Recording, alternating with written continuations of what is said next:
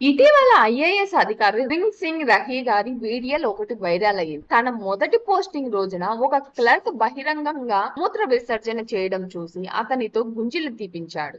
అయితే ఆ ఆఫీస్ లో టాయిలెట్స్ లేవని తెలుసుకున్న తర్వాత తన తప్పును ఒప్పుకొని ఆఫీసర్లందరి ముందు గుంజీలు తీశాడు. ఈ నిజాయితీకి ఆయనకు బహుమతి లభించలేదు. కేవలం 36 గంటల్లోనే ఆయన్ను ట్రాన్స్ఫర్ చేశారు. కానీ ఇది ఆయన జీవితంలోనే చిన్న భాగం మాత్రమే. 2008లో బాల సంక్షేమ అధికారిగా ఉన్నప్పుడు ఆయన 100 కోట్ల స్కామ్ ను బయటపెట్టాడు. దానికి ప్రతీకారంగా ఆయన గన్ మ్యాన్ తన ఇంట్లోనే ఆయనపై 6 సార్లు షూట్ చేశాడు. ఆ దాడిలో ఆయనకు కంటి చూపు పోయింది, శరీరంలో గాయాలయ్యాయి. ఒక బుల్లెట్ ముక్క ఇప్పటికీ ఆయన శరీరంలోనే ఉంది. ఇంత కష్టం ఎదురైనా ఆయన పట్టు వదలలేదు. 15 సార్లు యూపీఎస్ పరీక్షల్లో ఫెయిల్ అయిన 16వ సారి పట్టుదలతో ఐఏఎస్ అధికారిగా అయ్యాడు. ఈ కథ మనకు ఒక విషయాన్ని సూచిస్తుంది. నిజాయితీగా ఉండే వారికి మన దేశంలో ఎన్నో అడ్డంకులు, కష్టాలు ఎదురవుతాయి. రింగ్ సింగ్ రహీ గారి లాంటి నిజాయితీ పరులకే హ్యాట్స్ ఆఫ్.